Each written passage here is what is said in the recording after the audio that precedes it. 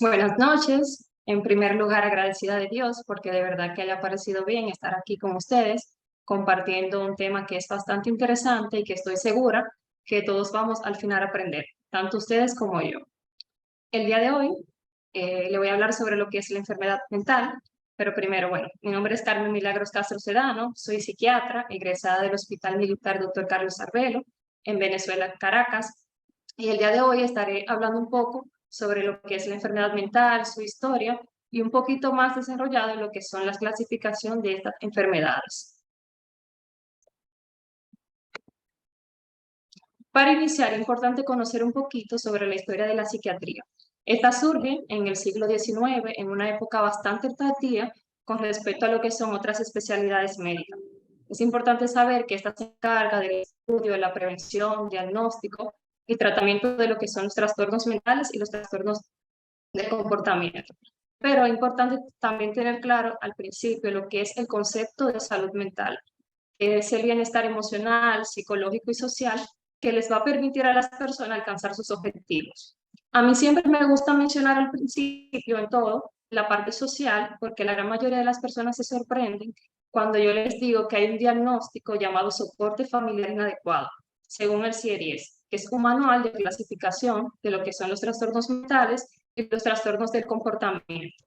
Hago señalamientos sobre esto para que ustedes vean que realmente la salud mental abarca muchísimas cosas. O sea, no solamente para aquel que dice escuchar voces o las personas que pueden ver cosas que los demás no pueden ver, es el que solamente tiene que ir a psiquiatría o a psicología clínica. Realmente hay muchísimas razones por las que nosotros deberíamos de cuidar lo que es la salud mental.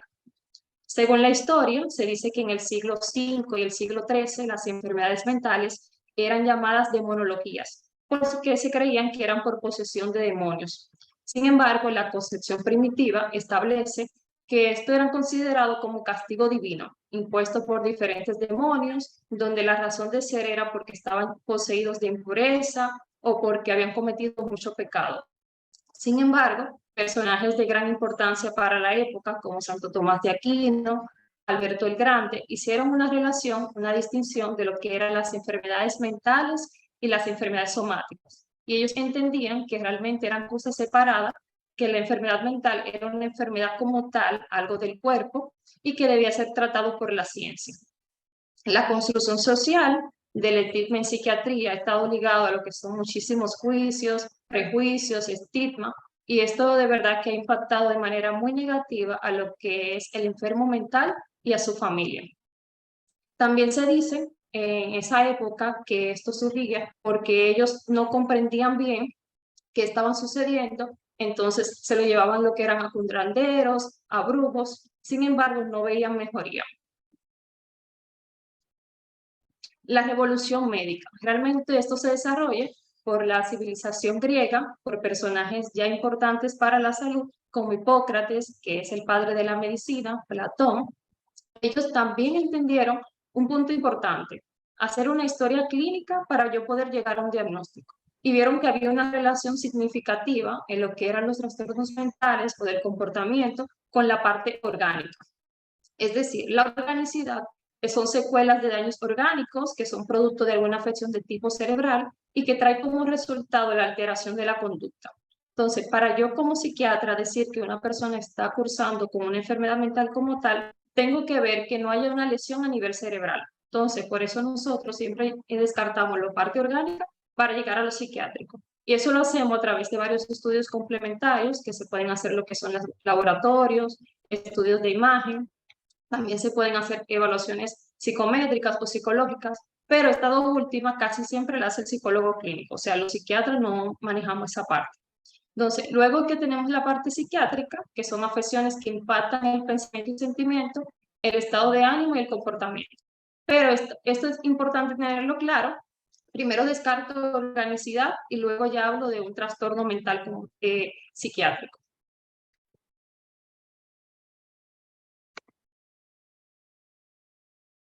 La psiquiatría transcultural. Yo no puedo dejar a un lado, en esta charla, es bastante imprescindible comprender un poco sobre cómo diferenciar una alteración en el contenido del pensamiento.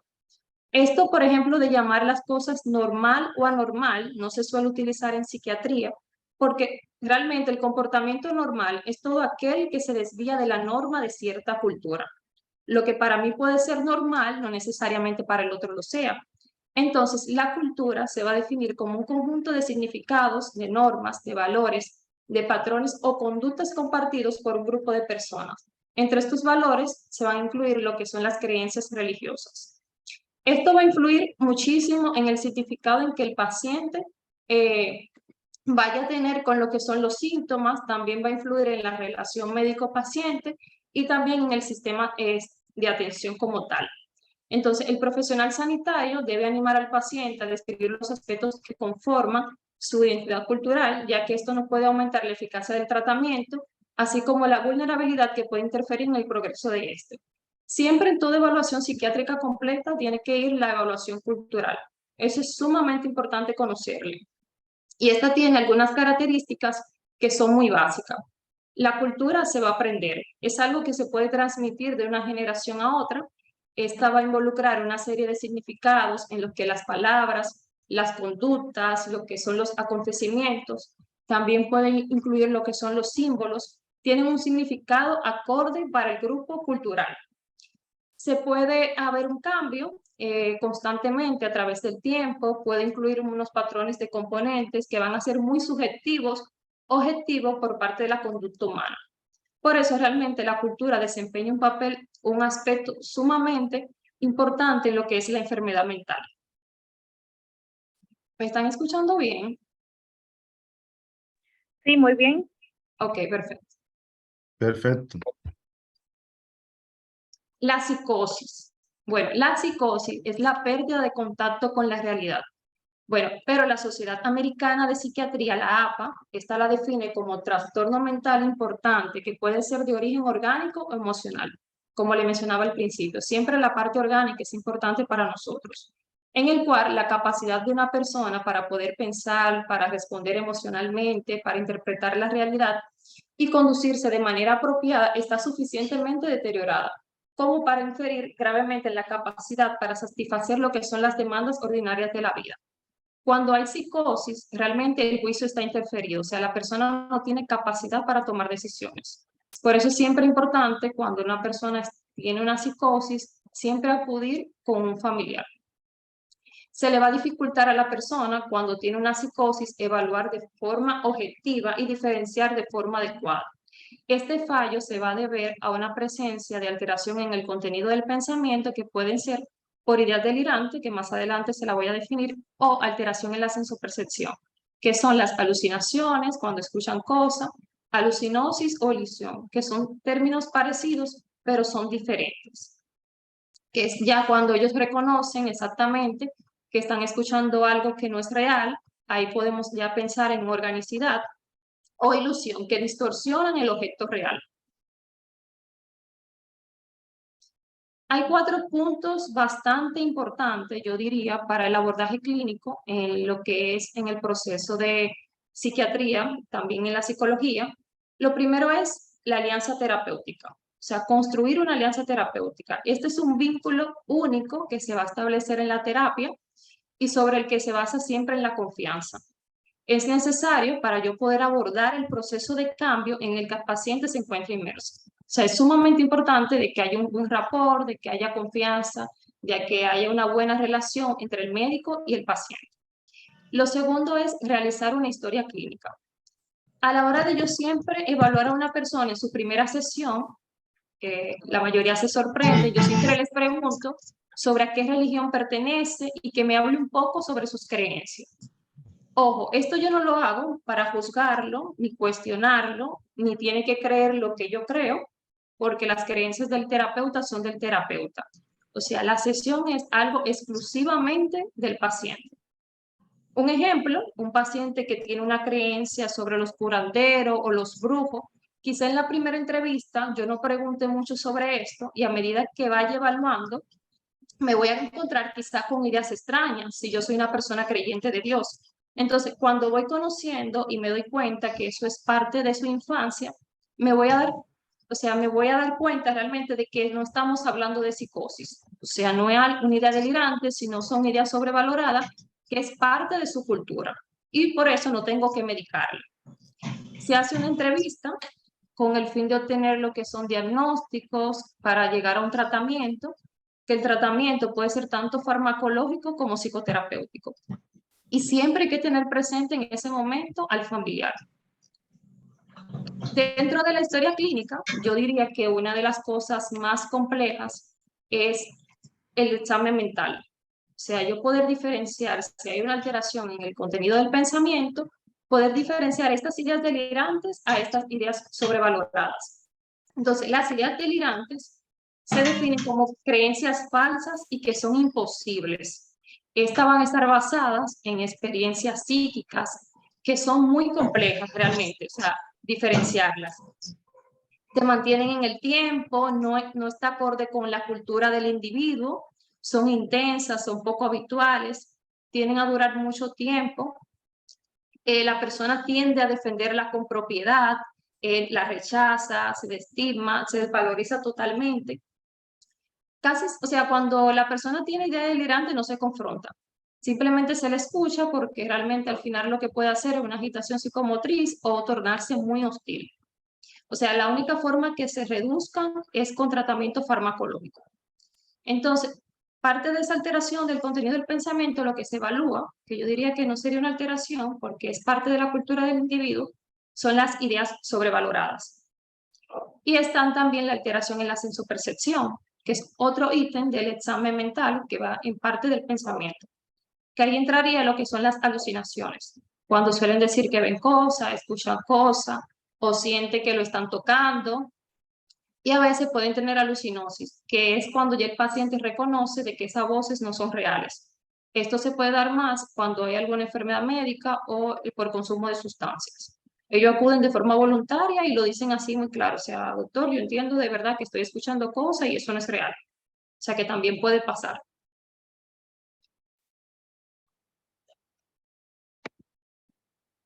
Bueno, aquí yo les traje algunos trastornos mentales, yo diría que más frecuente que las personas suelen asociarlo con temas espirituales por sus manifestaciones clínicas, que son muy particulares. Estas enfermedades mentales, para yo diagnosticarla, tengo que tener criterios, o sea, bastante claros y específicos, a través de manuales, ya sea el DSM-5, el CIE-10 y el CIE-11 que salió recientemente. Estas manifestaciones clínicas se van a presentar en cualquier parte del mundo, independientemente de la creencia que tenga la persona o lo que practique. Está la agitación psicomotriz, los trastornos psicóticos agudos, los trastornos mentales debido al consumo de sustancias psicoactivas, la esquizofrenia y el delirio. Bueno, la agitación psicomotriz es conocida realmente por todo. Para que me entiendan, realmente son esas personas que tienden a tornarse muy agresivas, que tiran las cosas, son las personas que están en situación de calle, que tienen problemas de agresividad. Esto se define como un estado de hiperactividad motora que es incomprensible para la persona que la está observando. Se suele asociar con agresividad, pero realmente son dos cosas diferentes. Cuando una persona está en agitación psicomotriz, no tiene la intención de hacerle daño a otro.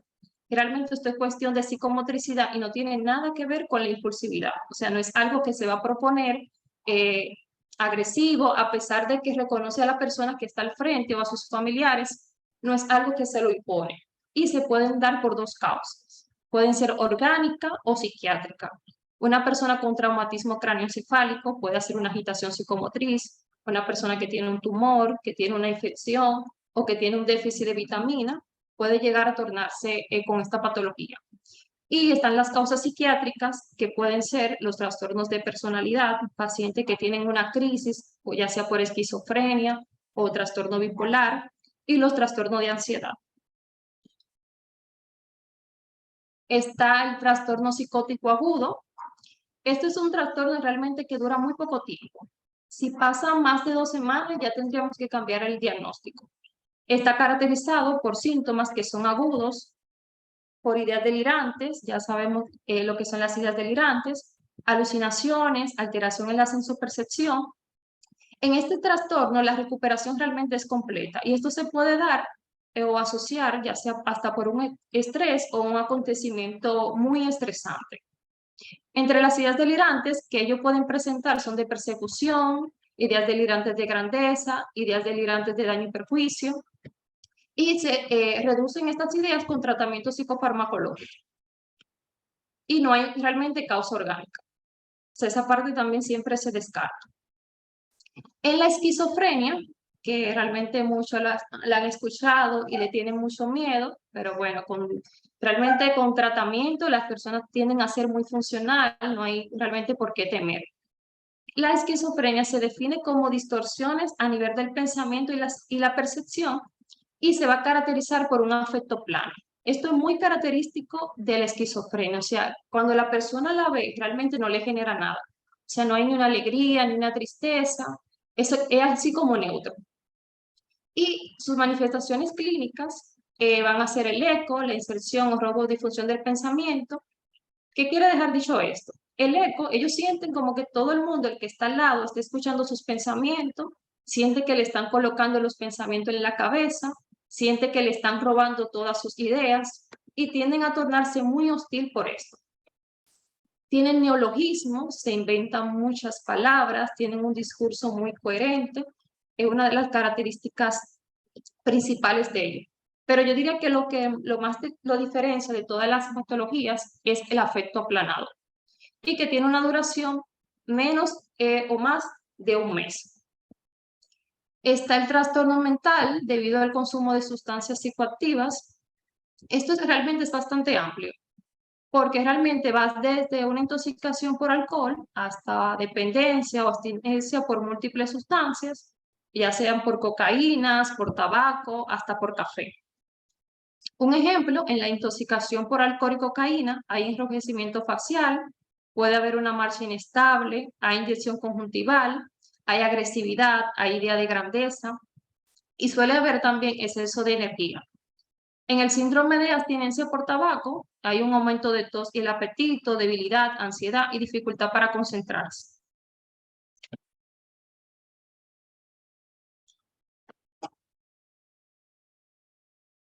Los trastornos de idea delirante persistente. Realmente en este trastorno las ideas nunca llegan a reducirse. Ellas reducen, pero es de intensidad. Es muy frecuente que los familiares digan, doctora, pero que realmente él sigue con la misma idea de que lo están persiguiendo, que le están haciendo daño, pero realmente es la característica principal de este trastorno. Y muy rara vez, solamente en ocasiones, puede haber alucinaciones auditivas, pero realmente las ideas persisten para toda la vida. Y las ideas más frecuentes son ideas de celos, de grandeza o ideas eróticas. Y los síntomas deben estar presentes por lo menos 3 meses. Y realmente se necesita un tratamiento psicofarmacológico y terapéutico acompañado de la psicoeducación, porque realmente ellos se angustian mucho. Y es importante informarle en qué consiste su enfermedad. Está el delirio, que es conocido aquí por todos nosotros. En algún momento hemos escuchado que fulano está delicado de salud, que está en cuidado intensivo, que está viendo a los familiares muertos, que dice que lo vinieron a buscar.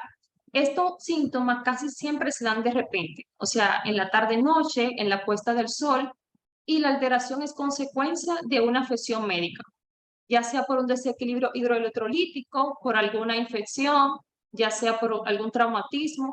Siempre hay algo orgánico que está produciendo esto. A pesar de que uno le coloca tratamiento psicofarmacológico, es importante estabilizar la parte médica. Y hay una alteración del estado de ánimo. Tienden ellos a agitarse mucho, que yo diría que es lo que nosotros realmente como psiquiatra medicamos, porque en sí no vale de nada yo indicar un tratamiento cuando allí en los laboratorios hay alguna alteración. Y es un factor de riesgo puede ser en la edad avanzada. Y siempre se hace un diagnóstico diferencial con la demencia. Sin embargo, en el delirio hay una alteración de la conciencia y de la atención.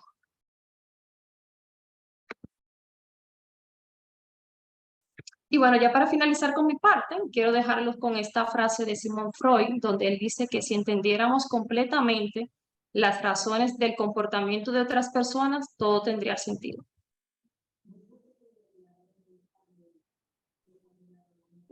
No sé si Muchas tienen alguna gracias. pregunta. Ok, siempre. Ahora le vamos a dar el paso a Fray Aristides Jiménez Richardson. No sé, algunos lo han conocido, es sacerdote exorcista de la Arquidiócesis de Santo Domingo, coordinador de la Pastoral Penitenciaria de la Iglesia Católica.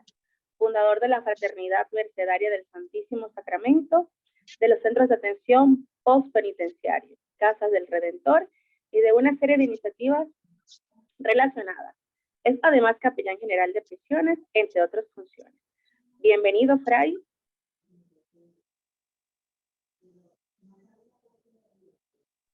Muy buenas noches, salud, paz para ustedes. Mis saludos muy afectuosos y fraternos para este proyecto de el Centro de Investigación y Ciencia de la Familia de la querida Universidad Católica Santo Domingo, Monseñor Benito, Padre Rafael. También quiero saludar a la doctora Milagros, Carmen Castro, y a la psicóloga María Criseida, y a todos los hermanos y hermanas que están unidos a través de este medio tan importante. Bien, pues en orden a obedecer a nuestro coordinador, Padre Santana, me corresponde hablar de algunos aspectos. En la misericordia de Dios es entrañable y el amor de Dios nos ha dado el ser, la existencia. Creemos ciertamente que Dios nos ha creado en su amor pleno y ha hecho al ser humano capaz de él, capaz de llegar hasta él. El Señor entonces ha creado cuanto existe. Los ángeles son criaturas, espíritus celestes, espíritus puros. Y Satanás es un ángel, el cual en el ego, en el tiempo espiritual, se rebeló contra Dios, deseando la gloria de Dios. Mientras que San Miguel tiene la acepción de quien como Dios, Satanás se pronuncia, yo soy Dios. Hay un estado espiritual donde trata de poner al ser humano totalmente en contra del proyecto de Dios. Como tenemos poco tiempo, quiero referirme a algunos aspectos concretos que luego voy a tratar de explicar. En el mundo espiritual conocemos esas presencias o esos ataques malignos de la siguiente manera. Porque la presencia del maligno existe. Creer en Jesucristo como Señor de la vida y de la historia es creer en la vida, es creer en el bien. Y creer en Jesucristo también nos lleva a creer que Él vino al mundo precisamente a destruir las obras de Satanás. Y como esas obras, las obras del maligno, las obras del mal, son todas aquellas acciones que llevan al ser humano a alejarse, a querer destruir la gracia, la belleza, el encanto primero que Dios ha puesto en las personas. Dios nos ha creado para ser felices, para vivir en estado de gracia, para vivir en comunión plena con Él. Así que entonces el mal es la acción del maligno. Cuando hablamos de líbranos del mal en el Padre Nuestro, rezándolo, en la expresión griega dice es líbranos del maligno. Lo hemos suavizado un poco en la traducción al latín, liberano a malo, dice, líbranos del que es malo. Y la traducción al castellano, líbranos del mal. Casi disipando la acción de un ser concreto que es perverso, destructor y enemigo de toda obra buena, Satanás. Pues así entonces existe la posesión cuando Satanás tiene el control total de una persona. Rara vez ocurre, pero existe. Es cuando Satanás ha sido aceptado por alguien y domina totalmente a la persona. Voy a enunciar conceptos porque me parece que después habrán preguntas y respuestas. Entonces, cuando un exorcista puede darse cuenta de que hay una posesión o una presencia demoníaca, cuando hay un diagnóstico de que se está ante un espíritu perverso de las tinieblas, pues hay método. La iglesia, continuadora de la obra de Jesucristo, precisamente ha recibido el mandato de anunciar el mensaje de Jesús, de curar, de sanar, de expulsar demonios, de anunciar el evangelio. Los obispos, sucesores de los apóstoles, son los que han recibido la potestad apostólica para ellos entonces transmitir a los sacerdotes, sus colaboradores, un poder o potestad, una fuerza. Es un poder espiritual, no material, que Jesucristo, el Señor, él mismo, dejó a los apóstoles y a los continuadores de los apóstoles. El Evangelio de San Juan 17 nos expresa en la plegaria eucarística de Jesucristo, en la última cena, donde él adelanta la pasión del viernes al jueves. Ahí está entonces adelantado lo que es la pasión de Cristo. Ahí está entonces cuando Jesucristo convierte el altar de la cruz en el lugar donde es derrotado el poder de Satanás. El mismo Señor Jesús transmite, como he dicho, a los apóstoles esta potestad y ora por ellos y ora también por los sucesores de ellos y por los que van a creer y van a aceptar su nombre en virtud de la predicación de los apóstoles y de la iglesia. Así es como entonces, cuando el obispo es consagrado, recibe esa potestad apostólica. Y cuando el obispo consagra al sacerdote, al presbítero, entonces le transmite ese poder espiritual. Es decir, que todos los sacerdotes en comunión plena con la iglesia, ordenado por el obispo, pues son exorcistas y tienen el poder dado por Jesucristo para expulsar demonios. Algunos sacerdotes reciben entonces una licencia que concede el obispo de un territorio específico para que en su territorio pueda ejercer ese ministerio. Es decir, que el obispo diocesano concede licencia a sacerdotes específicos para desarrollar el ministerio. Pero todos los sacerdotes en comunión plena con la iglesia, consagrados por los obispos, también en comunión con Pedro, con el Santo Padre, están en facultad de orar para expulsar demonios. Este ministerio entonces también pues se le confía a otro de manera más específica. ¿Cómo se detecta la posesión? Pues normalmente cuando hay, le corresponde al sacerdote, al exorcista, como responsable de la salud espiritual, verificar, como dice la iglesia en el ritual del exorcismo, y también como recomienda la Sagrada Congregación para la Doctrina de la Fe, hacer un experticio, un examen espiritual a la persona que le visita. Entonces, siempre la iglesia recomienda la presencia y la acción de la ciencia. La ciencia descubre, el Espíritu Santo ilumina la inteligencia humana para que el ser humano, usando la ciencia, descubra situaciones, descubra enfermedades. De manera que la ciencia está al servicio también de la fe. No hay adversidad en una y en la otra. En este sentido, pues normalmente cuando hay una presencia demoníaca, cuando hay una presencia de un espíritu maligno, ¿qué sucede? Sucede que la persona que está enferma espiritual, el paciente, pues rechaza el crucifijo si está consagrado. Todo signo religioso que se utilice debe estar bendecido por un sacerdote, ya sea una cruz, una imagen de la Virgen, etc.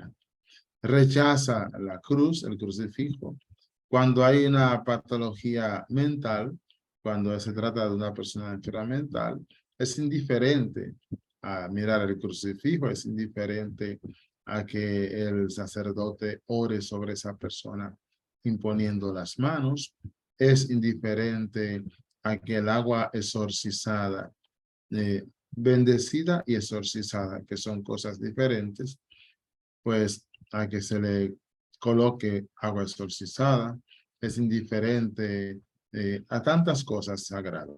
Cuando hay una presencia demoníaca, entonces inmediatamente la persona rechaza o escupe, maldice, actúa airadamente. y en el entorno se percibe una fuerza espiritual negativa, ya sea en la sacristía o en el lugar donde el exorcista esté realizando el exorcismo. Ocurren también a veces movimientos de objetos que se mueven. La persona en ocasiones levita, es decir, se suspende en el aire de la silla, se levanta sin nadie levantarlo. Otra vez esa persona puede casi llegar al techo elevándose. Las puertas de la sacristía o de la habitación se cierran, se abren. En fin, ocurren cosas que se observan que no son normales. Realmente también encontramos la influencia externa. Hay personas que son atacadas espiritualmente con pesadillas, sombras, movimiento de las camas. Hay personas que están en lugares infestados.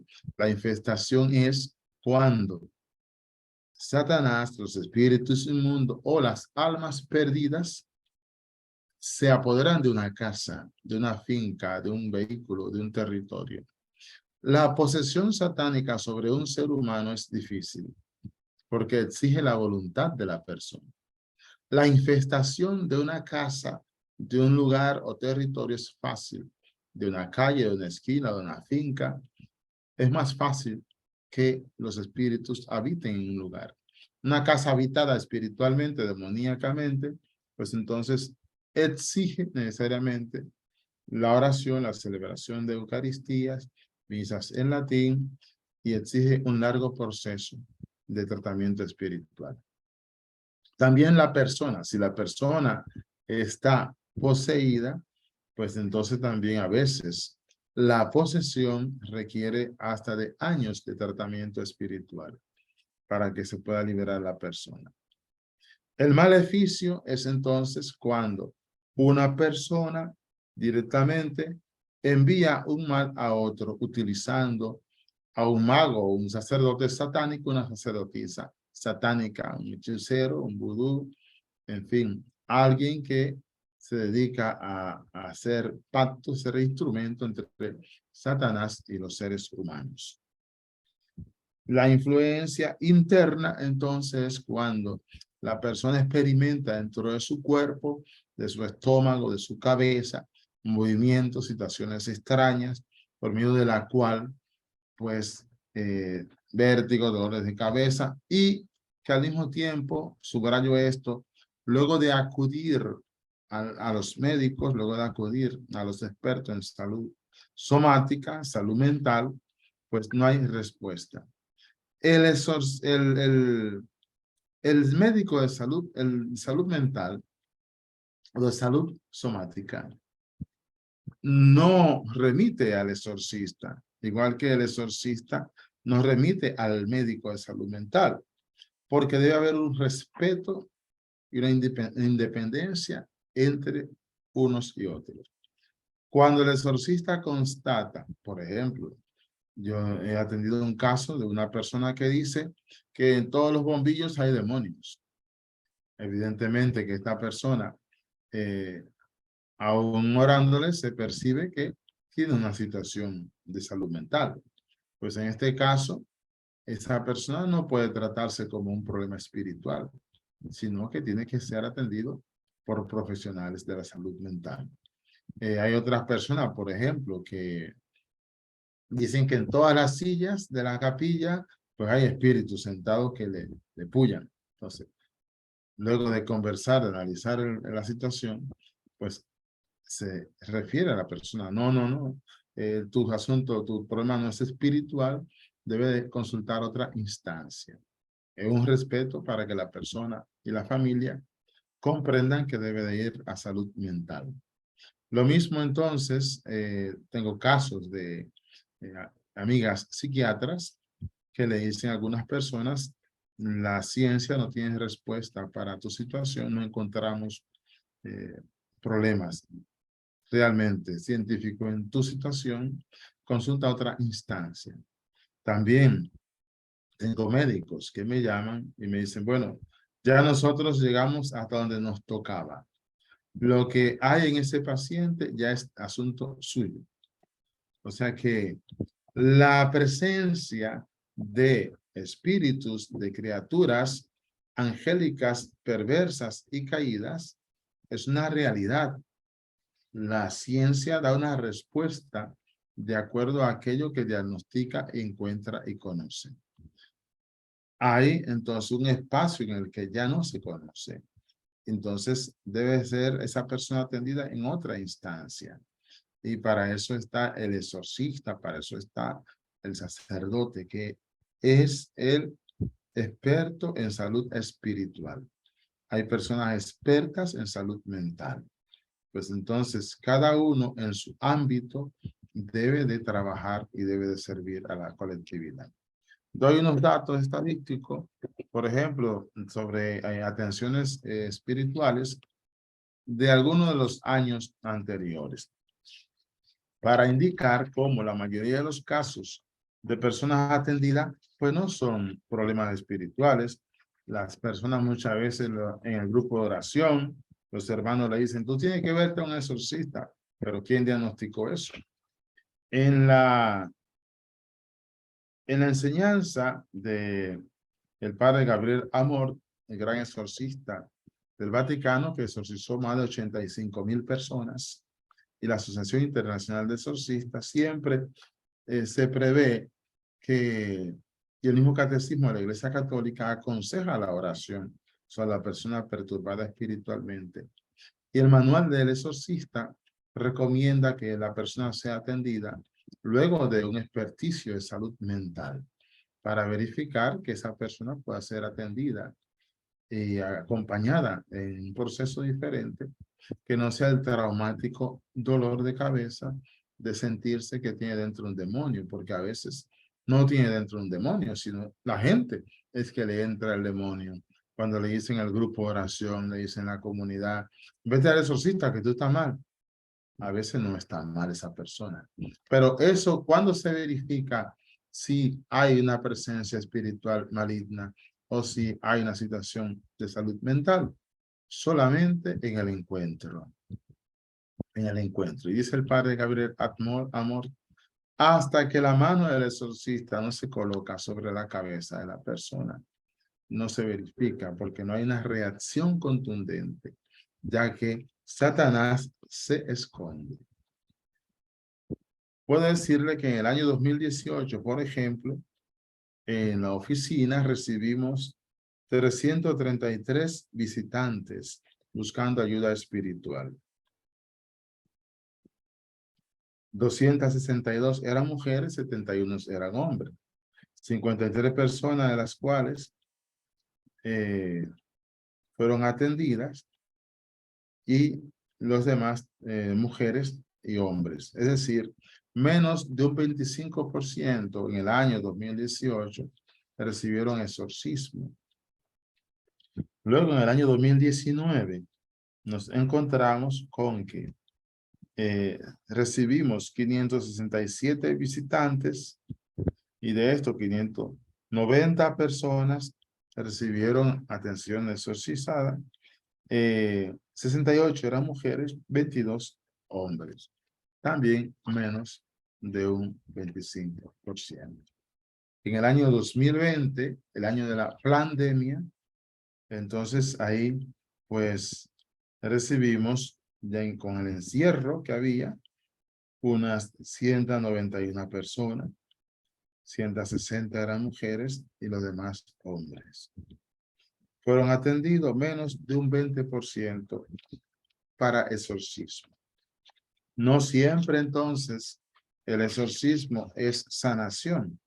Quiero aclarar que el exorcismo es la oración de la iglesia. El exorcismo es una oración que la iglesia ya tiene establecida y esa oración se hace sobre la persona que técnicamente ha sido diagnosticada como posesa, o la casa o el lugar o los animales. Y entonces esa oración de la iglesia produce la liberación, porque Jesucristo es quien libera. Se requiere una vida sacramental, se requiere una serie de orientaciones que da el exorcista a la persona. Un estilo de vida en comunión, en gracia de Dios, cambiar la vida.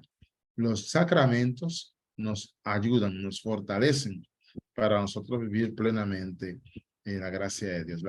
La comunión frecuente, la confesión de los pecados, las obras de misericordia y de caridad, la vida sana. Todo esto va ayudando a que la persona pues se esté alejando de situaciones negativas.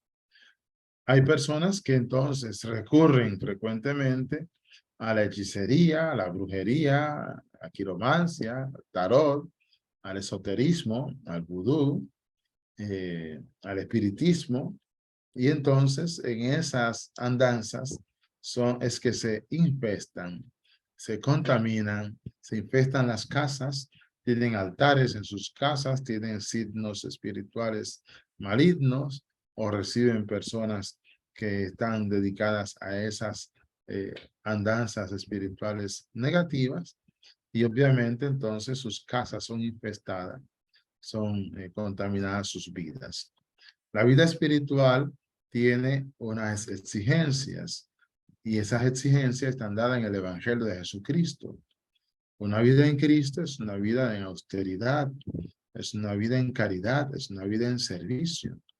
Una vida en Cristo es una vida que sigue las orientaciones y los valores espirituales de Jesucristo, Señor de la historia.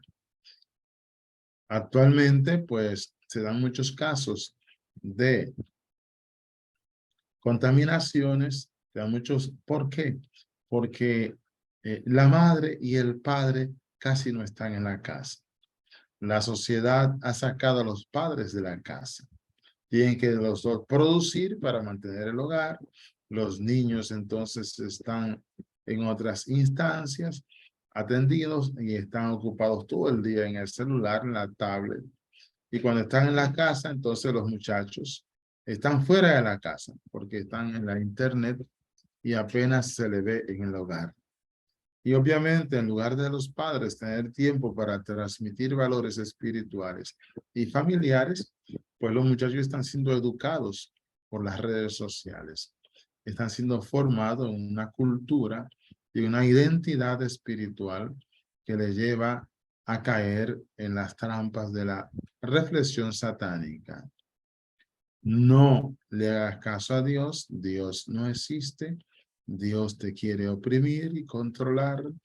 Tú eres el dueño de ti mismo, tú eres el límite de todo y solamente en ti está todo lo que tú quieres, alcanzarlo plenamente. Lleva a una orientación de soberbia, una orientación de malquerencia, donde pues el niño, el adolescente se convierten en el centro de todo, del hogar, de la escuela. Entonces, en ese ser el centro, se desplaza el amor, la autoridad de los padres, de los abuelos, de los tíos, en el sentido de la comunión familiar ya no tiene importancia porque su comunión es su grupo de WhatsApp, de Instagram, de las distintas páginas que frecuenta o ingresa, y así está toda la mañana y la tarde del domingo, del sábado, del día de la semana cuando no tiene clase, aislado fuera de la familia, sumergido en un mundo cibernético que además de servirle para estudiar, también le está sirviendo para asimilar unos antivalores, como decía San Juan Pablo II, asimilar la cultura de la muerte. La cultura de la muerte es la aceptación de todo lo que destruye el amor de la familia, el amor pleno y verdadero, que es el amor de familia, los valores auténticos que llevan a la trascendencia, al bien, a procurar lo honesto, la justicia. Entonces, ese antimundo que ataca permanentemente a nuestros jóvenes, pues los va alejando de la familia. Y cada día vamos teniendo familias completamente contrarias al orden de la convivencia humana. Todo esto, claro, todo esto afecta porque va contribuyendo a una convivencia más violenta, crímenes, acciones terribles, leyes que destruyen el orden sagrado de la vida, convivencias cada vez más violentas, más destructivas.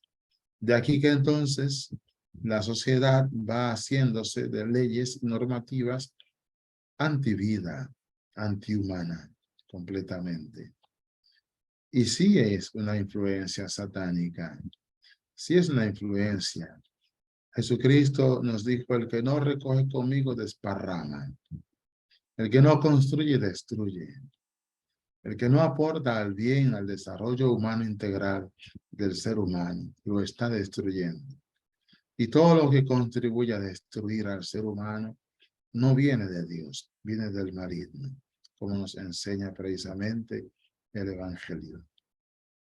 Bien, quiero dar paso a ver si hay preguntas, pues con mucho gusto estoy disponible ahí. Fray, queremos dejar las preguntas para el final, para que ellos puedan recopilar de todo la noche de hoy para que usted así pueda responderlas. ¿Le parece?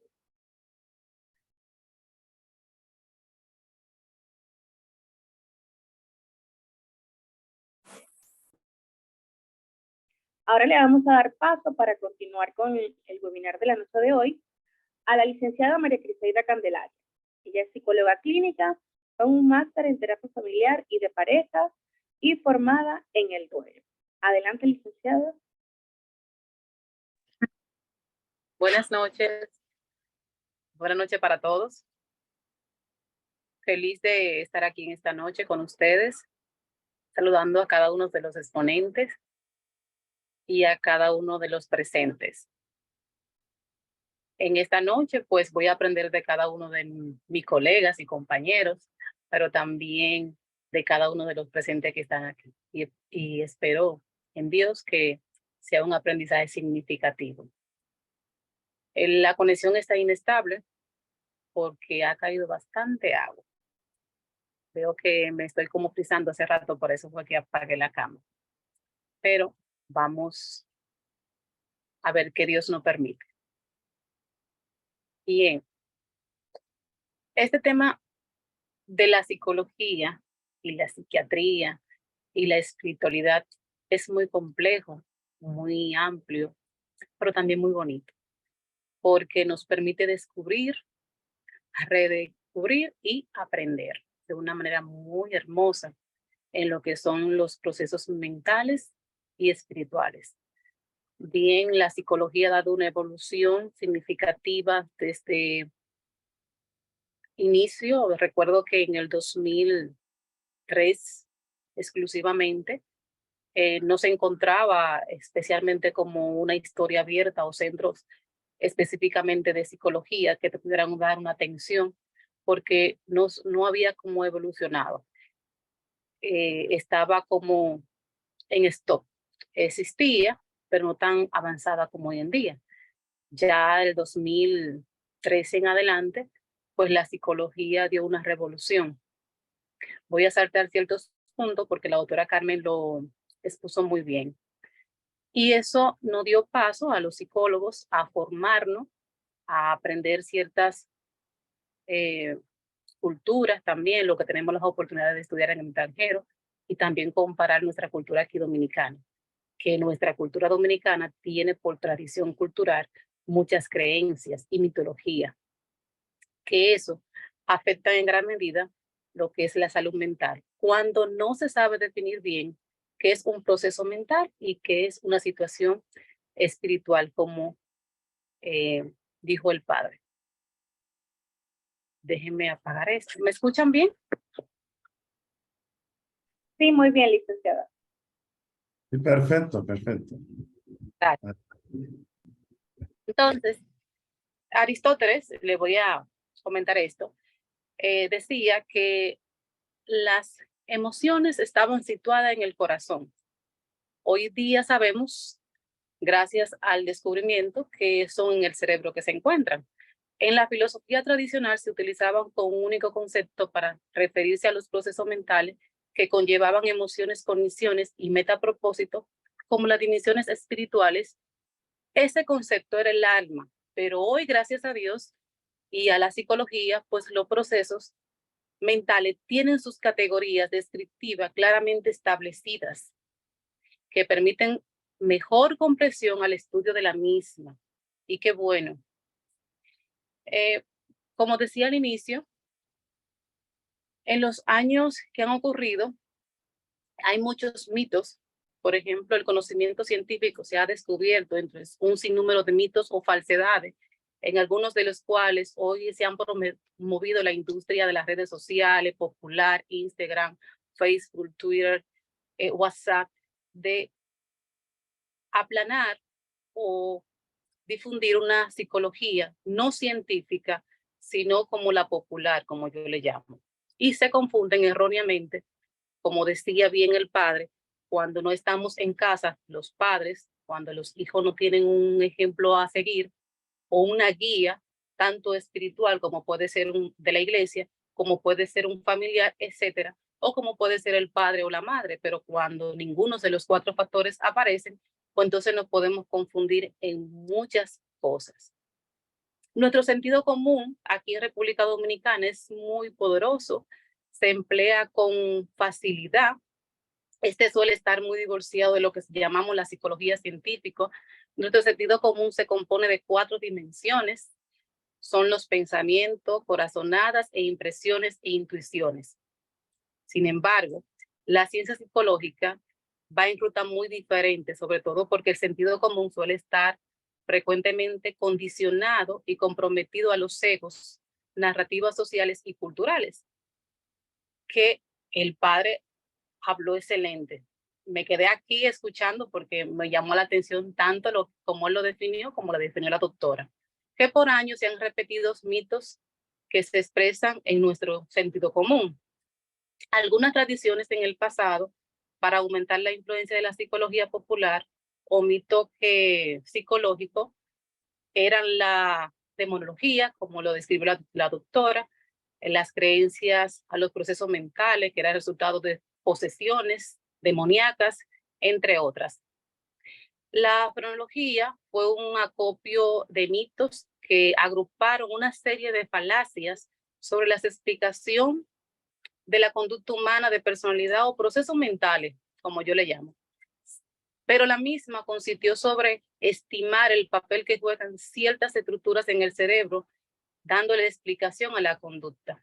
No podemos hablar de procesos de conducta mentales sin una evaluación clínica, una historia clínica y un proceso de evaluación psicológico y psiquiátrico. Estas explicaciones de los procesos mentales y emocionales de las personas en gran medida atribuyó anteriormente a que las personas erróneamente fueran, déjeme ver, me permite, que estaba arreglando el internet, fueran aisladas. Anteriormente las personas la colocaban en un cepo cuando tenían ciertas información o la familia creía que estaban poseídas por un demonio, como la esquizofrenia, un enfermo mental también cuando nacían con una serie de características físicas que no eran igual a las personas. Entonces, las personas lo aislaban, le ponían un cepo y lo mantenía ahí aislado totalmente, porque era un castigo divino o no congeniaba, vamos a decir, con la actualidad. Pero nunca se llevó a entender que era un proceso mental. En mis andanzas de trabajo, yo, gracias a Dios, he trabajado a nivel nacional en este país y me he sorprendido la cantidad de creencias que hay sobre la hechicería, la posesión demoníaca, puede decir también erróneamente, y otras enfermedades mentales que no dan paso a que las personas busquen ayuda psicológicamente o psiquiátrica. Por ejemplo, en un caso con una familia que me reservo el lugar y las personas, Ese señor, la familia, tenía un paciente identificado, vamos a decir, y cuando yo voy a la casa, que hago mi trabajo clínico, el enganche terapéutico, porque me tocaba trabajar con la familia personalmente a través de la distancia, veo ese señor que tiene características mentales y yo me sentaba a hablar con él, pero veía que no estaba en contacto con la realidad. Pero era un familiar de una paciente per se que yo tenía. Y empecé a investigar con la familia que por qué se comportaba así, como dice uno aquí haciéndose loco, y dice ella, no, lo que pasa fue que esa persona le dieron un café y en ese café estaba embrujado. Y después de que se tomó ese café, pues perdió el conocimiento. Entonces le dije, oh, ¿en serio? Sí, perdió el conocimiento y algunas veces cuando los procesos de lunáticos, como que cambian, si está nueva o está llena, él está bien y si no, está mal. Ok. Al final, cuando yo pude hacer la historia clínica de la familia per se, que pude descubrir la genética, la herencia, descubrí que ellos tenían un trastorno hereditario, que era la esquizofrenia, y que mayormente todo tenían características, algunos rasgos ya per se de la misma esquizofrenia. Eso fue en este país muy cercano de nosotros, en una provincia muy cercana. Pero también había una persona, en otro de los casos que yo frecuento, que decía que la persona sufría de nervios. Cuando las personas sufrían de los nervios, pues agredía, mataba, golpeaba, incluso esa persona cometió un feminicidio. Cuando se hace la levantación del caso, la familia dice, es que esa persona todo el tiempo fue así. Si no lo escuchaban, ese señor era buenísimo, no se metía con nadie, buen hijo, buen esposo, buen amigo. Entonces, por un lado, no aceptamos las condiciones, se lo achacamos a eventos, a que es normal, normalizamos mucho, sin tener en cuenta que son procesos mentales. Aquí la familia no le cuesta aceptar un proceso mental porque para aceptar un proceso tiene que ver aceptación, compromiso, trabajo en equipo, seguimiento y mantenimiento. Y muchas veces económicamente es un gasto muy grande.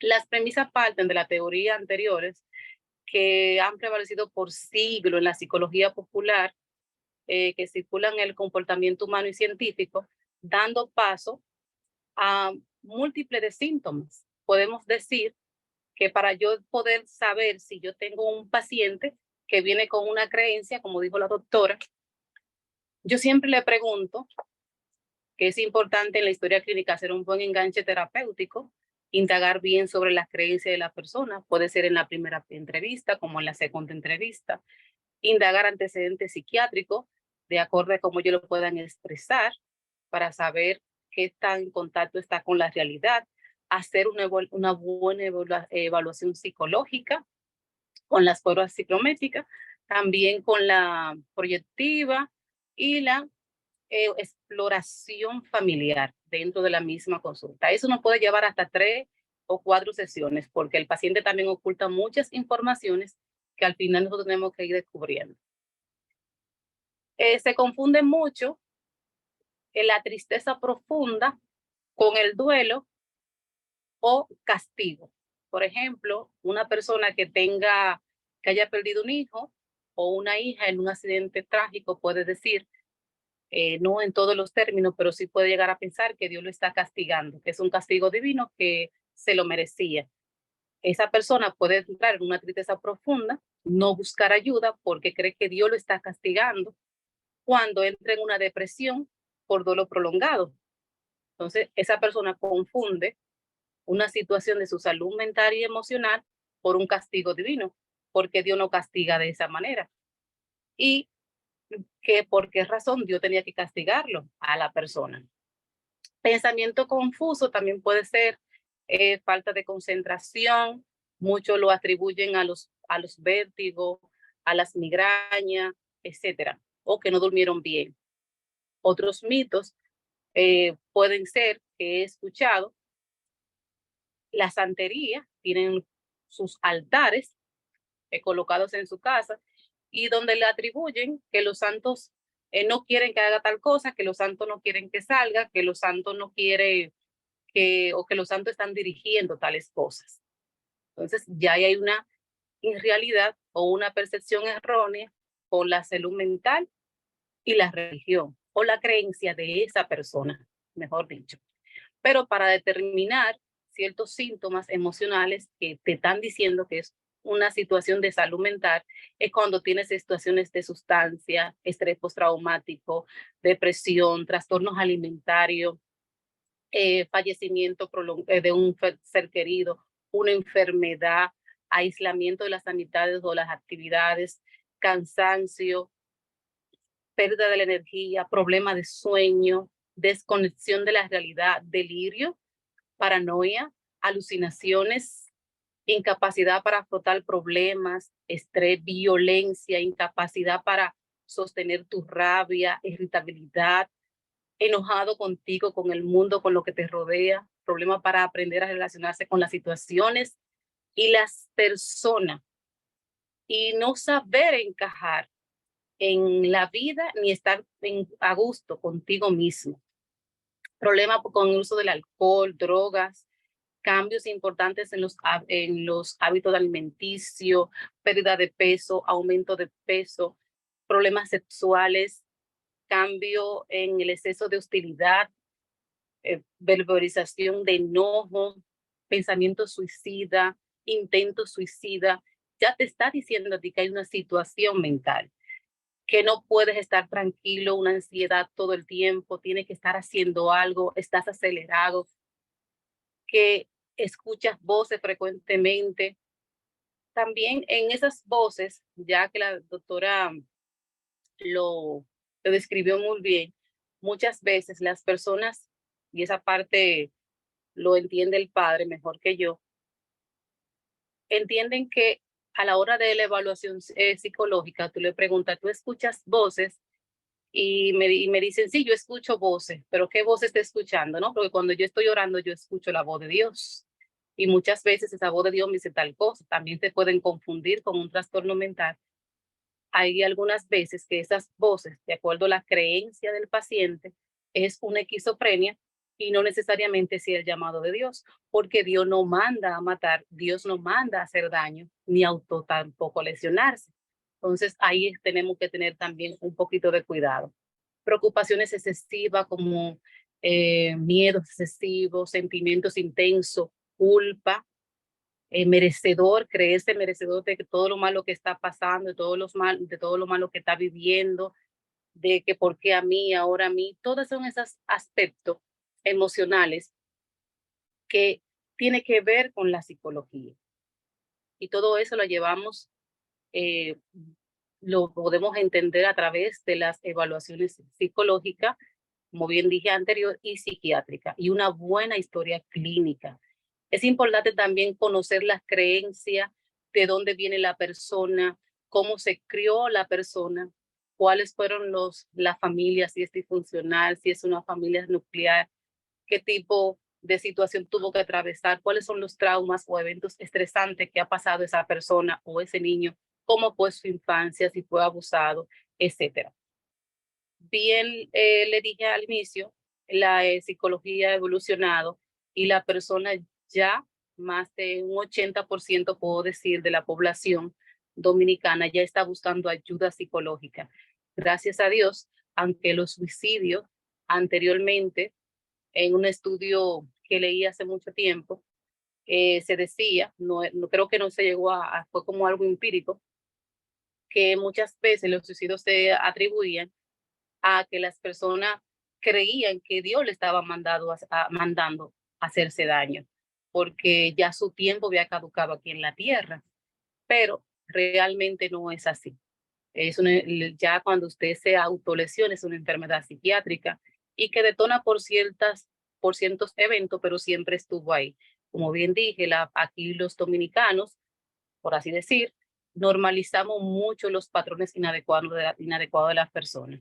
A veces los síntomas de un trastorno de salud mental aparecen como un problema físico, dolor en las en las articulaciones como dolor de estómago, dolor de espalda, dolores en la cabeza, dolores en las extremidades superiores e inferiores, molestias inexplicables, que muchas veces lo podemos confundir con problemas físicos y no mentales. Las enfermedades mentales por lo general se consideran originadas a partir de varios factores como son genéticos, ambientales y familiares. Nuestros hijos hoy en día están solos. Como están solos, los padres y madres trabajamos y mayormente la influencia que tienen es la influencia de las redes sociales, de lo que está en la vanguardia, de la imitación, de la falacia, pero realmente no hay una personalidad construida. Por lo tanto, los factores ambientales y culturales siempre van a ser como algo negativo a favor de nuestra salud mental, porque no hay algo no hay algo claro, no hay una orientación per se de lo que es bueno, de lo que es malo, pero tampoco está guiada en base a la fe. La educación del niño o la familia. Es importante tener esto en cuenta, ya que podemos trabajar a tiempo con un trastorno mental, detener un suicidio, trabajar una ansiedad, una depresión, un estrés postraumático, un trastorno de pánico a tiempo. Hay muchas personas que dicen, tengo un escalofrío, tengo un nervio, no puedo salir a la calle porque creo que me va a pasar algo, me desmayo cuando salgo. Y las personas normales dicen, ay muchacho, yo era así, eso se me quitó. No, no es así, hay una situación, hay que trabajar, mamá. Entonces, todo eso tenemos que tenerlo en cuenta. No dejar pasar por alto, porque puede evitar un daño mayor o sanar a tiempo. Yo soy de la particular que creo que la asesoría espiritual integrada a la psicología es parte fundamental. Para mí, como psicóloga, integro los 5 ejes. Por ejemplo, pacientes, familia, red de apoyos, amigos, iglesia y, claro está, si el paciente así lo desea, porque hay que ser muy cuidadoso, restablecer una conexión con Dios y una relación con Dios de forma positiva, para que él pueda conectar con su propio interior y pueda encontrar esa fe que nos mueve, esa fe que hace milagros para poder sobrevivir. La fe ayuda a restablecer vínculos rotos en la familia, a restablecer la familia, a restablecer ideas dañinas, pero también la creencia errónea puede llegarnos a cometer una barbaridad, como por ejemplo el suicidio. Sabemos que los datos empíricos están conectados o envueltos con una comunidad de fe, tienen mejores resultados en la salud mental, en la expectativa de vida. También está en la raíz de la condición humana, una combinación de cuerpo, alma y mente. Si usted no está conectado con su cuerpo físico, con su alma, eso que mueve, que no se ve, usted lo siente, y la mente, pues hay una pérdida de la realidad parcial o total, porque algo va a fallar. Entonces, muchas veces dejamos todo esto de la mano. Me menciono mucho la palabra normalizar porque se da así. Aquí normalizamos mucho porque no nos gusta trabajar en sí. Las personas entienden que cuando va también al psicólogo se va a sanar de primera vez. Como decía el padre, yo he tenido pacientes que cuando lo veo digo, no, esto no es un problema psicológico, esto es un problema, vamos a decir, espiritual, porque puedo entender que psicológicamente a través de la evaluación de una buena historia clínica, de varias sesiones de trabajo, me da los resultados científicos de que no posee ninguna condición mental. Igualmente cuando va al psicólogo, porque el psicólogo y el psiquiatra trabajamos de la mano, igual, yo digo, no, espera, déjame referirlo a la psiquiatra. Por ejemplo, nuestra psiquiatra que tenemos en el centro, la doctora Carmen, vamos a referir a psiquiatría. Y junto con farmacología, psiquiatría, en la terapia, pues hacemos un trabajo divino. Y si el paciente también está conectado a una fe, a una religión, ya sea cristiana, ya sea católica, pues serán muchos mejores los resultados. Entonces, Pero también hay muchas personas que cuando van a la terapia dicen, no, yo vine aquí por complacer a mi mamá, o complacer a mi papá, o complacer a mi esposo. Pero eso es, ya yo sé que es que Dios me quiere así y Dios me dijo que tú no tienes resultado y no hay creencia en la ciencia. Dios es el universo, lo universal es todo, pero también le dio la sabiduría a las personas, al hombre, para crear esta ciencia para ayudar a las personas. Es todo de mi parte. Muchas gracias. Estoy abierta a las preguntas. Muchas gracias. Bueno, en este momento vamos a dar apertura a la ronda de preguntas. En el inicio, con la doctora Carmen Milagros Castro, dejaron 2 preguntas en el chat. Ok. ¿Qué posibilidades tiene un adolescente de curarse de la psicosis? Y Bueno, ¿cuánto tiempo de duración debe durar el tratamiento farmacológico? sí, realmente bueno, depende de la patología de la psicosis, porque por ejemplo, si es un paciente que está cursando con una esquizofrenia, con tratamiento psicofarmacológico, eso se va, pero el tratamiento se tiene que mantener en todo el tiempo. Sin embargo, si el paciente está cursando con una psicosis por el consumo de sustancia, inmediatamente elimine la sustancia, inmediatamente la psicosis se va. O sea, realmente eso es algo muy relativo. Y en cuanto al tiempo de duración del tratamiento psicofarmacológico, va a depender también de la patología. Por ejemplo, en la esquizofrenia, en el trastorno bipolar, eso se tiene que mantener por todo el tiempo. Y claro, no hay que tener miedo con esto. Yo sé que el estigma en psiquiatría es bastante fuerte, pero así como un paciente toma tratamiento antihipertensivo para la diabetes, también hay enfermedades de salud mental que necesitan un tratamiento psicofarmacológico. Esto no es cuestión de que se va a volver dependiente o que le va a hacer un daño. Más daño se hace cuando no se toma el tratamiento. No sé si tienen otra pregunta. Perfecto. Para poder mantener un orden, vamos a levantar la mano y aperturamos el micrófono. De no querer hablar, lo pueden dejar la pregunta a través del chat. ¿Me escucharon la respuesta? Disculpe.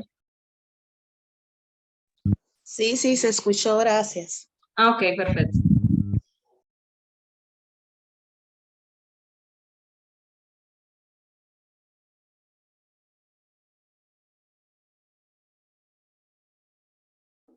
Recuerden, ok. La persona con el nombre Samsung SMA13 puede realizar su pregunta.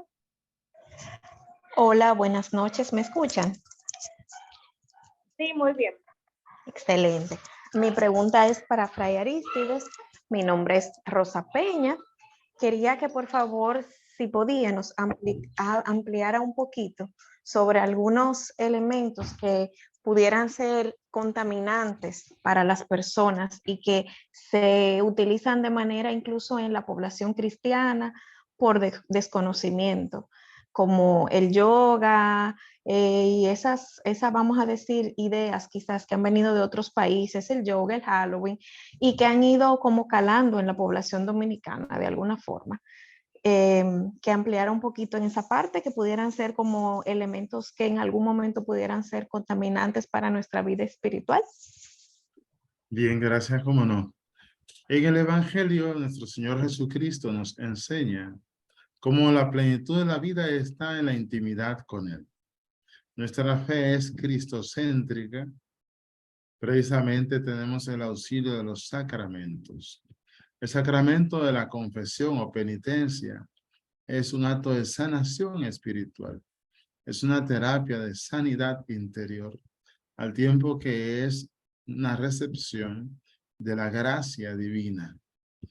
Cuando el católico toma conciencia de la importancia del sacramento y vive el sacramento en su comunidad parroquial, capilla, grupo, movimiento al que pertenece, pues entonces está sanándose interiormente. Siempre la confesión es un espacio de sanidad interior. También decirlo de la Eucaristía, cuando la Eucaristía la vivimos a plenitud y estudiamos, nos formamos, aprendemos qué significa la celebración de la Santa Misa, la parte de la Eucaristía y tantos cursos hermosísimos para vivir la liturgia a plenitud. Entonces también tenemos otro recurso que es la contemplación del cuerpo de Cristo. Cada vez se hace más frecuente que muchas comunidades ya exponen el Santísimo Sacramento. Antes era menos, pero ya hay muchos lugares de adoración perpetua del Santísimo Sacramento, de la Eucaristía.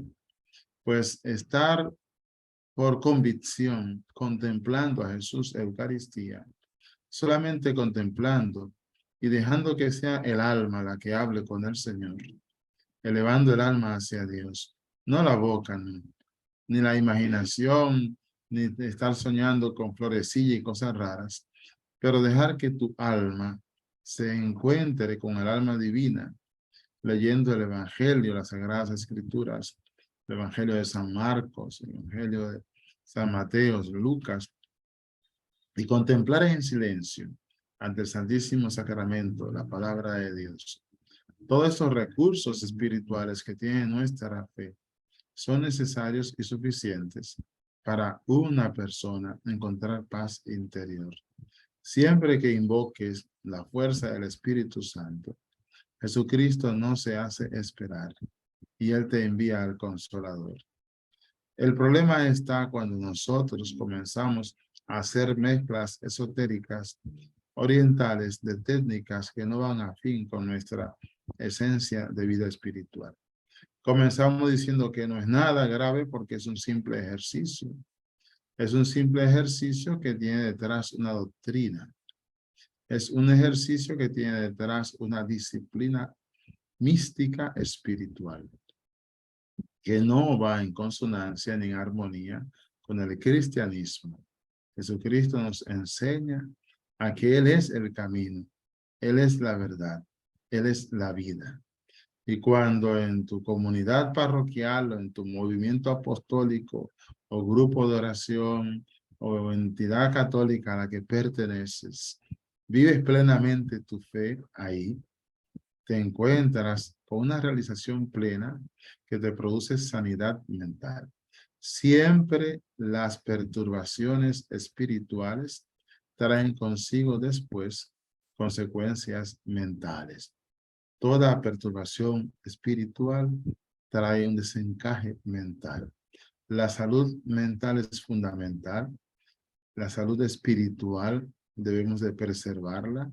No andar mezclando doctrinas, como dice el apóstol Pablo, llamativas y extrañas. No andemos con esnovismo. No andemos bajando de YouTube cualquier tipo de oracioncita extraña y rara, porque veamos que es linda simplemente. Porque todo lo que es espiritual tiene un sentido profundo, tiene un sentido que mueve lo interior, lo místico, mueve una estructura desconocida. Entonces, el espiritismo, ¿qué es? Precisamente mover seres que existen, que no controlamos y que están en otra dimensión, que no son la angélica ni son la dimensión santa. Entonces, el católico tiene bastantes fundamentos espirituales. Hay bastantes casas de retiro, casas de oración. Todas las parroquias tienen un gran dinamismo pastoral y espiritual, donde la persona encuentra espacio si lo busca con sinceridad. Tenemos hoy en día un plan de pastoral, tenemos una mística. Este mismo servicio que ofrece la Universidad Católica Santo Domingo ayuda bastante a las familias. Es decir, que nosotros no necesitamos andar con muletas. Nuestra fe, gracias a Dios, el Señor Jesucristo nos la dejó completita, completita. Y todos los sacramentos son una riqueza espiritual.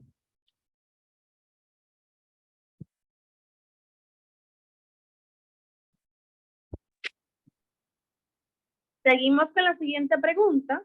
Esta es para usted, Fray. Dice, aclarar sobre la nueva era y el vínculo con frecuentes recomendaciones en psicología a los pacientes sobre técnicas de respiración, mindfulness, meditación y yoga para relajación, para enriquecimiento de cada especialidad?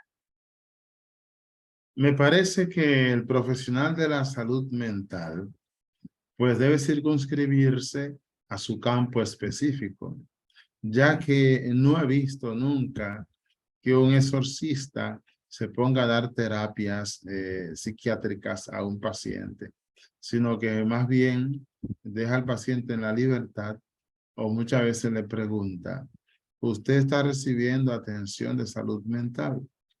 Es aconsejable. Entonces ya la persona sabe que no es un problema espiritual. O a veces hacen falta las dos cosas. Hay personas que preguntan, ¿dejo de tomarme las pastillas que me da la psiquiatra? Nunca, nunca toque el tratamiento médico. Respételo y continúe con su tratamiento hasta que el médico considere otra cosa. Entonces, me parece que en el ámbito espiritual, también los profesionales de la salud deben de ser respetuosos, porque todo lo que es el misticismo responde a una disciplina espiritual de alguna entidad o grupo. Entonces, eso debe respetarse. El catolicismo no se mezcla con la nueva era, ni con el yoga tampoco, ni la quiromancia, ni el tarot. Esas prácticas no son cristianas. Y la nueva era, sí. Gracias, Fray. No sé. Ahora le toca el turno a la señora Carmen González. Sí, le escucho. Hola, Carmen. Señora Carmen, enciende el micrófono, no se le escucha. Sí, le escucho. ¿Cuál es la pregunta? Doctora, la señora Carmen González, tiene otra calla. Señora Carmen, enciende el micrófono, por favor. Tiene el micrófono apagado.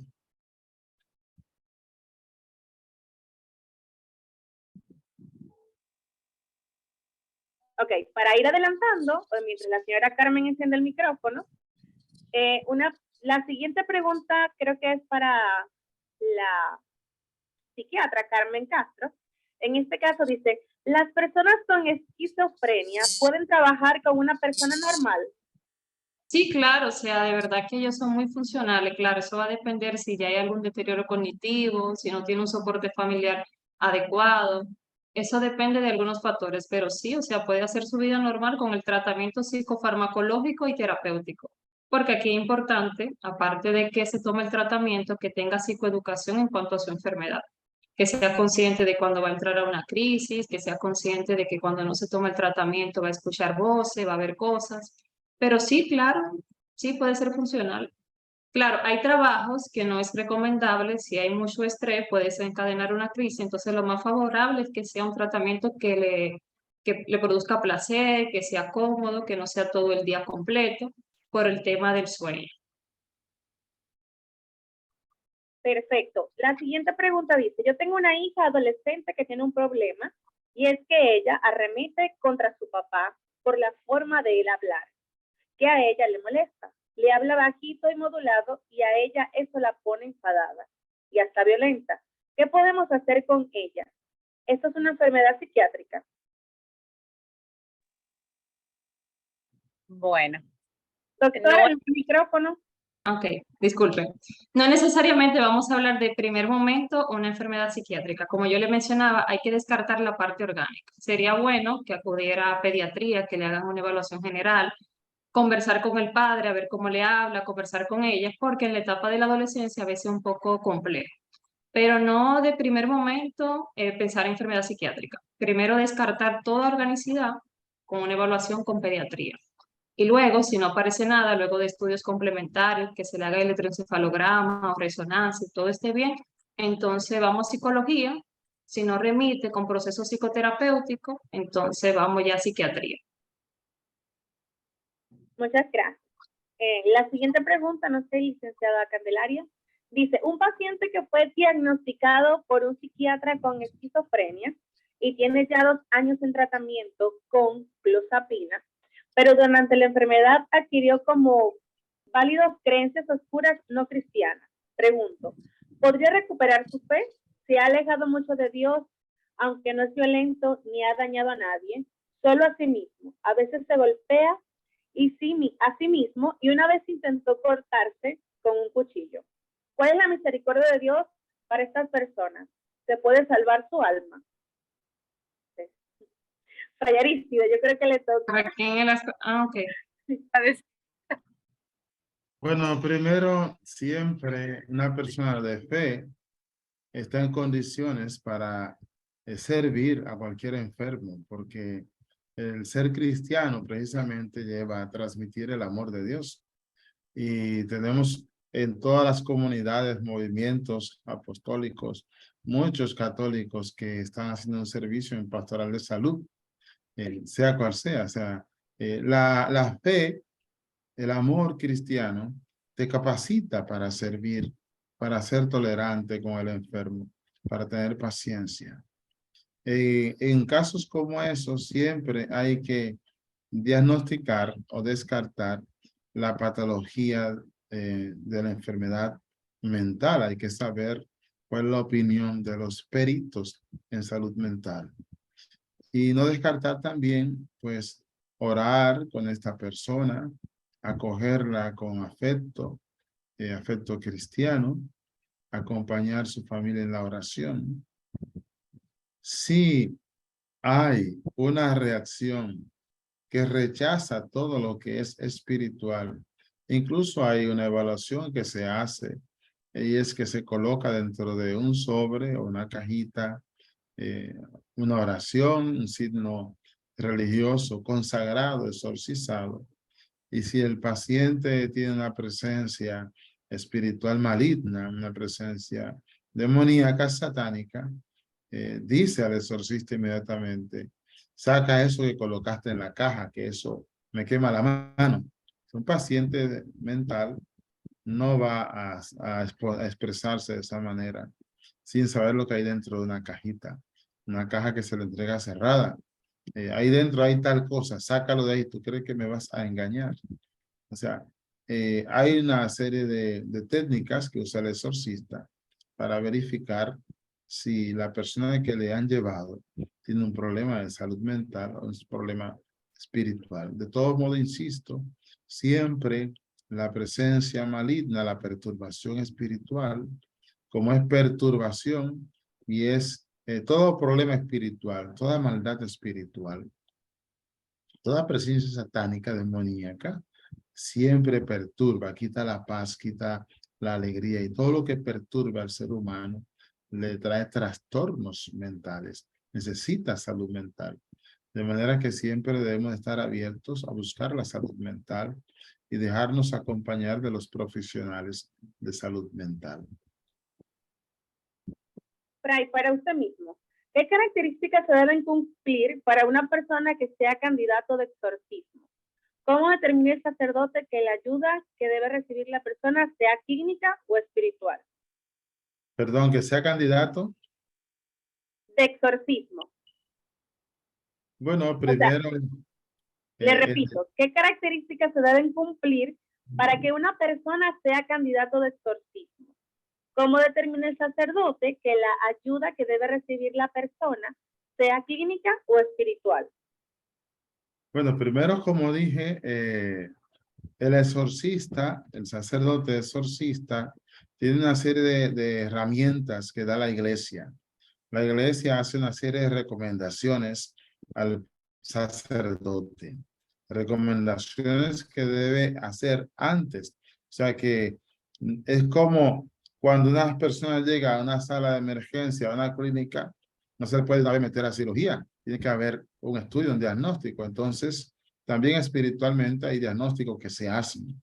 Acabo de expresar, se coloca un objeto consagrado dentro de una pequeña cajita sin que sepa la persona qué es lo que se coloca ahí dentro. Cuando hay una presencia espiritual maligna, pues el paciente reacciona rechazando lo que hay dentro de eso. Otras veces, dentro de un sobre se pone una oración de consagración a la Virgen María. Y el paciente reacciona rompiéndola y dice, ahí está una oración de la doña esa. O sea, hay muchas técnicas que el exorcista tiene, muchas herramientas para verificar cuando una persona tiene una presencia maligna. Además, también se percibe en el ambiente. Se percibe en el ambiente cuando está la entidad maligna presente. Hay una fuerza en el entorno del lugar que se percibe. Muchas gracias. Yo creo que esta pregunta la puede responder la licenciada Candelaria y dice, tengo un hijo diagnosticado con TDAH, clínicamente medicado. Cuando fue diagnosticado estábamos pasando por una situación muy difícil. Hace 1 año y 9 meses que ocurrió esto. O sea, me gustaría saber si sería prudente llevarlo una vez más a terapia. Gracias. Es importante saber que no se pueden abandonar los procesos de terapia, porque el paciente vuelve hacia atrás, recaído, y es como empezar de cero. O sea que todos los avances terapéuticos que han logrado, pues se desvanecen. Entonces, bueno, que siempre con una cita abierta para cualquier situación. Así. Gracias. Señora Carmen González, puede hacer la pregunta. Recuerde que debe encender el micrófono. Ya lo arreglé, era en configuración de mi celular. ¿Me escucha, Fray? Perfectamente, perfectamente. Muy bien, sí, buenas noches. Para preguntar, una hermana de la iglesia, ella tiene hace 20 años tinnitus, que es el sonido dentro de la cabeza. Ella fue a neurólogo y otorrinolaringólogo y se hizo la resonancia magnética. Dicen que no tiene nada, pero eso a veces le da insomnio y a veces no la deja orar, no la deja hacer su meditación por el sonido. Es constante el sonido dentro de su cerebro. A veces los peritos de salud mental, porque la ciencia busca respuesta y el cuerpo, el organismo humano va dando respuestas. A veces no hay una respuesta desde la ciencia y otras veces tampoco la hay desde el punto de vista espiritual. Y no quiere decir necesariamente que hay una presencia maligna. Cuando hay una presencia maligna, la perturbación física está unida a otras reacciones que la persona manifiesta. Entonces, es penosa la situación, es triste, dolorosa. Entonces, a veces cuando se está haciendo el experticio médico, pues los expertos dicen, no encontramos nada. Psiquiatras, los psicólogos, los neurólogos y todos los profesionales de la salud dicen, no hay respuesta desde la ciencia. Entonces se acude al sacerdote, al exorcista, y dice, bueno, desde el punto de vista espiritual no hay una reacción negativa. Entonces viene la intranquilidad de la familia y de los amigos. Bueno, ¿qué se va a hacer? Porque ni dicen nada los médicos, ni dicen nada los sacerdotes. ¿Qué pasa aquí? Pues a veces ocurre eso. Y no es que hay una presencia maligna. Repito, para verificar si hay una presencia maligna, espiritual, entonces es necesario la oración y es necesario también el diagnóstico de parte de algún sacerdote experto, algún exorcista, examinando la vida de la persona, su actuación y cómo se comporta ante la presencia de lo sagrado y cómo se comporta en la entrevista con el exorcista. Hay situaciones, cuando son situaciones espirituales muy fuertes, no digo que sea el caso, que duran años, hay personas que duran años para recibir liberación. No siempre la liberación es una sanación, me explico. El exorcismo es la oración de la iglesia por mandato de Jesucristo contra Satanás, los demonios y todos los poderes infernales. La sanación es un carisma que no siempre va acompañado de la liberación. El exorcismo siempre es una expulsión satánica. Está claro, determinado y definido por la iglesia y definido por el mismo Jesucristo. Expulsen a Satanás. Entonces, ese es el exorcismo. La oración de sanidad o sanación es cuando un grupo de oración o un sacerdote o una persona autorizada por la iglesia se verifica que tiene el carisma, ora, y hay personas que adquieren salud física. Hay comunidades muy buenas en la oración. Está la Casa de la Anunciación, la Casa de la Renovación. Hay comunidades carismáticas, focolares. Están también Emaús, neocatecumenales. Hay muchas experiencias de fe dentro de la iglesia que son bellísimas y que tienen una profundidad en la oración. Yo les sugiero pues que continúen recibiendo las atenciones de los profesionales de la salud mental, que no se cansen porque la ciencia va descubriendo cosas nuevas. La ciencia descubre, la ciencia no crea, descubre. Y el Espíritu Santo inspira a las personas de ciencia para hacer descubrimientos nuevos. El Espíritu Santo inspira a la iglesia, a los hombres y mujeres de fe, para que oren. Y en esa oración, el Espíritu Santo manifiesta sanación en algunas personas y manifiesta liberación en otras personas. No siempre la liberación y la sanación van juntos, no van juntas siempre. A veces uno recibe lo que Dios quiere que uno reciba, no lo que uno quiere. Dice San Agustín que no siempre lo que agrada es lo que conviene.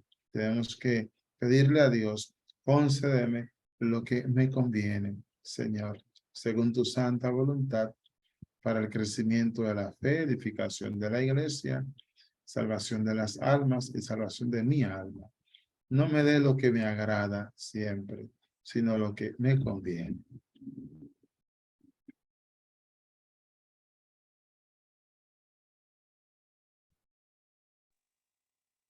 No sé si hay algo más.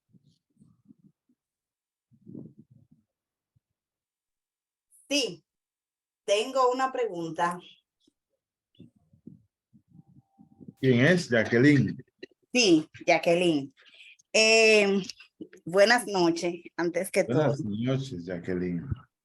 La pregunta que yo tengo es que si puede la fe de una madre o un padre o de un familiar tener el alcance, o sea, esa persona que ore, que se encomiende, siempre elevar su alma a Dios para que Dios obre. ¿Puede su fe tener el alcance de ayudar a una persona con una condición mental? ¿Puede el amor de una persona ayudar conjuntamente, como le dije, con la fe en Dios, la esperanza, la oración que llegue del alma? ¿Puede ayudar a una persona que tenga una condición no diagnosticada mentalmente, psicológicamente? Siempre la persona de fe está capacitada para amar y servir. Nosotros no debemos nunca sustituir al profesional de la salud y a ningún médico. Hay problemas que son cardiovasculares, hay problemas que son neurológicos, hay problemas que son gástricos. Entonces, a cada situación humana, pues se le opone la participación de un perito. Entonces, en ese caso, siempre hay que acudir a los profesionales de la salud. Y fíjense ustedes que qué gran servicio ofrece la Universidad Católica. Yo estoy muy feliz con esta iniciativa de la universidad, con esta iniciativa de Padre Santana, de Monseñor Benito, de que este acercamiento de la universidad a la población para difundir estos conocimientos. Esto es maravilloso. Entonces, ustedes, por favor, nunca se alejen de los expertos en salud mental. Tampoco nunca se alejen, de los expertos en salud espiritual, porque la salud mental es necesario que nosotros recuperemos, aprendamos, tengamos la disciplina de dejarnos acompañar de quienes están formados para eso. Y si el experto en salud mental es una persona de fe, pues vamos ganando 2 veces, ¿verdad? Repito que conozco psiquiatras que envían personas para que yo la entreviste. Me dijo una amiga psiquiatra en una ocasión, te llamé para que reciba a tal persona porque mientras le estaba atendiendo en mi consultorio, fue horrible su presencia y no la quiero más aquí porque casi se me cae todo el consultorio encima de la maldad que esa persona emana espiritualmente. Entonces, o sea que es importante eso, ¿no? La oración tiene mucho poder. San Pío de Pietrelcina era un santo. Oraba y mucha gente quedaba liberada y sana. Teresa de Calcuta, una santa. Oraba en el hospital y muchos enfermos curaban. Otros quedaban liberados.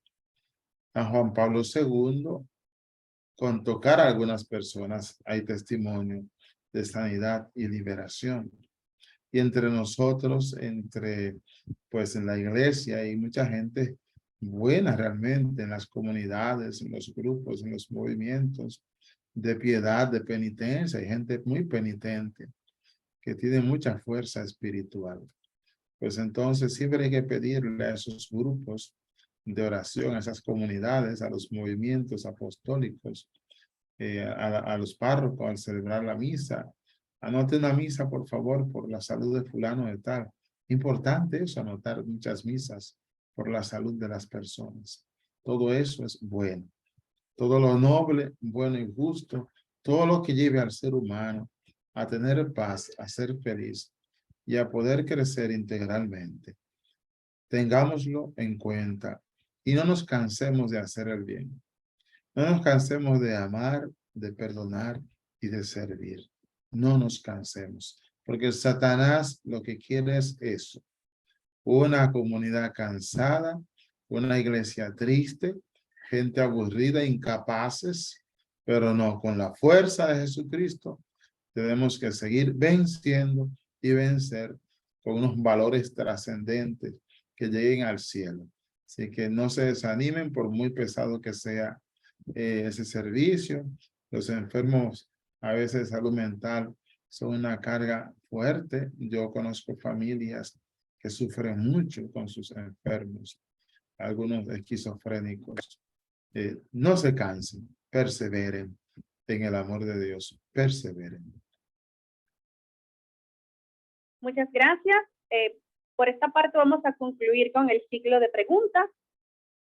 Las personas que quedaron con preguntas pendientes, vamos a dejarlas directamente en el chat o a través de nuestro WhatsApp, que es el 809-566-1442, o a través de nuestras redes sociales que nos encuentran en Instagram a través de @cis_, o piso bajo, Universidad, o sea, Católica Santo Domingo, las siglas, UCSD. Queremos también invitarles para que puedan compartir a través con sus comunidades o grupos de WhatsApp la charla que va a quedar grabada en nuestro canal de YouTube. También informarles que mañana vamos a contar con otro webinar reflexionando sobre la ansiedad y el impacto en la familia. Lo vamos a estar compartiendo a todas esas personas que dejaron su número de contacto a través del chat.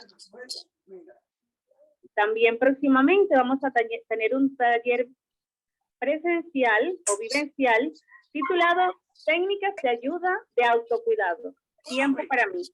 Este será impartido el sábado 19 de agosto de 9 a 12 de la tarde y será en nuestra universidad o en nuestro Centro de Investigación y Ciencias de la Familia con un costo en colaboración de 2,000 pesos.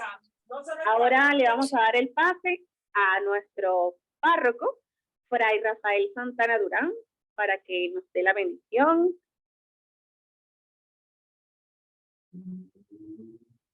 Bien, qué bueno que hemos podido estar aquí. Muchas gracias, Fray Arístide. Muchas gracias por decir que sí, por apoyar esta iniciativa, que como bien usted dice, pues quiere aportar estas reflexiones a la comunidad, de manera que las familias pues puedan tener estas iluminaciones, estas orientaciones de mano de expertos, ciertamente como son ustedes, tanto Fray Arístide desde el área que maneja, como la psiquiatra, como la psicóloga, y verdaderamente ha sido Dios que ha querido que fuesen ustedes tres para que llevaran adelante esta dinámica, este webinar. Así que muchas gracias.